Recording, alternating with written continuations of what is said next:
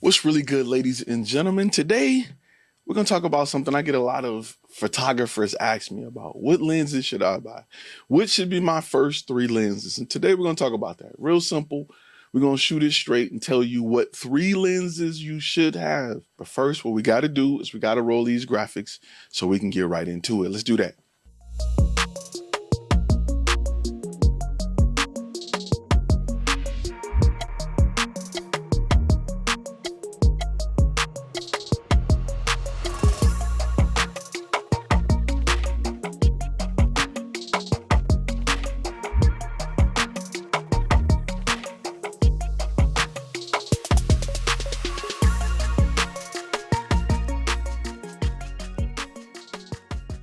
What's really good? If this is your first time on this channel right here, my name is Ty Turner, and this channel is about turning your passion into profit. It's about getting that bag.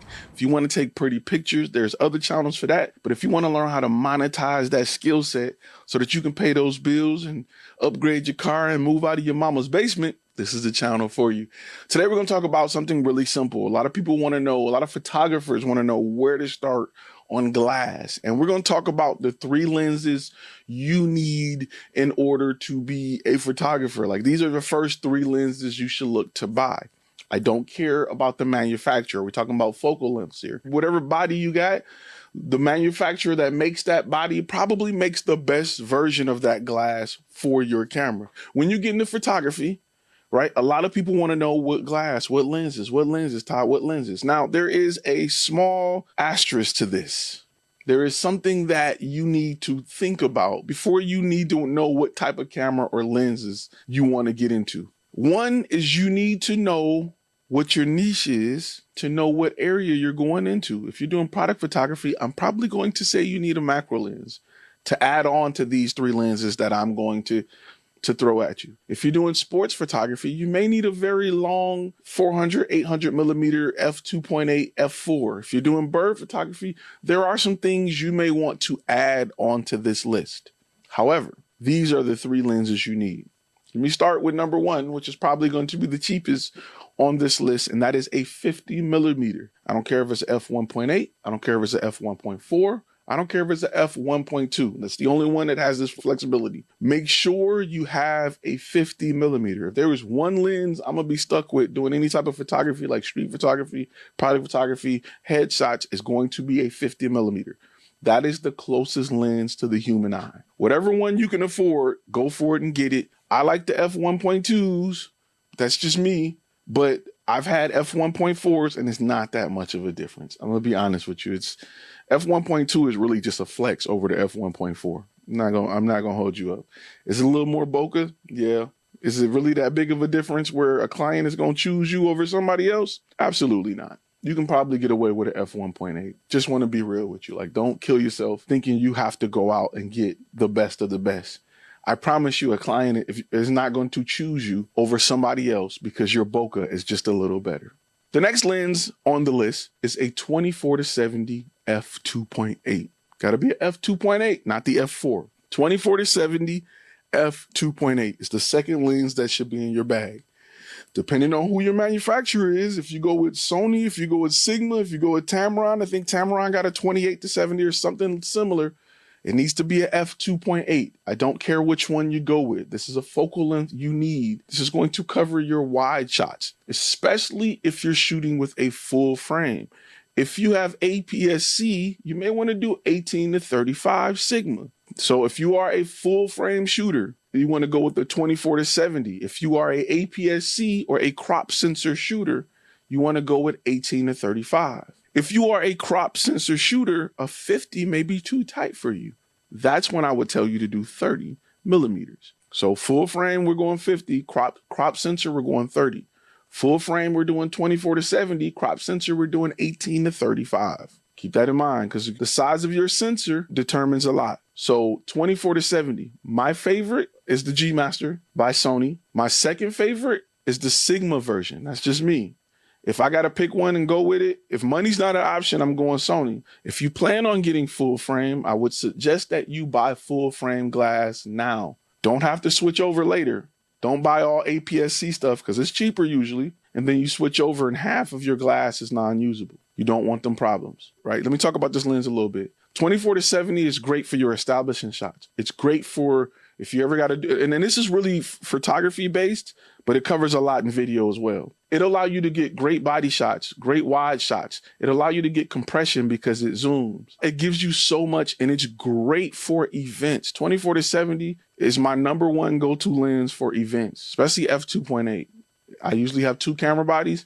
One of them has the 24-70. The next one has the one we're going to talk about next. But 24-70 is my all-time, probably most used lens, period. It just covers so much. So because it covers so much and it helps in so many different places, you don't want to cut corners with this. You don't want to go f4 because it's one of the lenses that live on your camera. And #3, the third lens, I would highly suggest that you get. This one's a little more pricier, but it's needed. It's 70-200 f2.8. Do not go f4. There's 70-200 f2.8. If you have a Sony, do I suggest Sony version? Absolutely. However, you can get a Sigma or a Tamron for half the price. The difference usually is not in image quality as much. It's probably a 10 to 15% difference in image quality. It's probably a 20 to 30% difference in focusing speed. So if you're doing something that requires fast focusing, live events, weddings, sports, you want to go with the lens that's native to your camera body to get you the fastest focusing possible. If you're not doing that, if you're not doing something crazy fast, you got one time to catch this, you can go with a Sigma or a Tamron.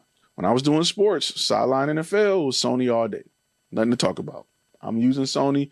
I got to go Sony. When I shot with Canon, I had a Canon version. And another thing too, look at this. If you buy a 70-200, I can almost guarantee you that 5 years later, it'll still be worth 80% of what you paid for it. That lens holds its value like no other lens. That 70, you can go get a Canon 70-200 Series 1 with image stabilization. It probably sold for about $2,100. It's still worth, and we're talking about one that came out with the 5D Mark I. It's probably still worth $1,200 to this day. Let's talk about some of the uses for 70-200. In my opinion, the 70-200, with the exception of maybe an 85 or an 80 millimeter, is my all-time favorite headshot lens, because especially outdoors, because it offers so much compression. You get somebody in front of a skyline, you zoom in, you can pull that skyline right up behind them. It looks good. It's super sharp and it's very fast. F2.8 is very fast. My 70-200, even for video, when I shoot interviews, my 70-200 is my go-to glass. I love it. 70-200 has a lot of places. People think it's just for zooming and far. Nope. I do headshots, waist up shots, full body shots. I shoot almost everything on my 70-200. It just has a better look. My 24-70 offers me a lot of range, wide shots and all of that. But when I want a sharp, really intentional look, 70-200 is it. Gotta have a 70-200. Even, and I'm gonna tell you how dope that lens is. Even if you have a crop sensor, I'm not telling you there is no equivalent for it. You just buy you a 70-200 and go for it. So again, you want to get a 50, and this is full frame, 50 millimeter. You want to get a 24-70 because you want to make sure that you have that middle part covered, and you want to get a 70-200. Hey, keep in mind that the video you just watched contains clips from a longer lecture that's available to our gold members at flashfilmacademy.com. You can go to flashfilmacademy.com to watch the complete lectures if you want to get all the gems and all the information, or you can stay on the channel and continue watching some of our content here. Just click one of those boxes somewhere around here. Just, yeah, you know where to go. Right up in here, somewhere, wherever it pops up, you know what to do. You got this.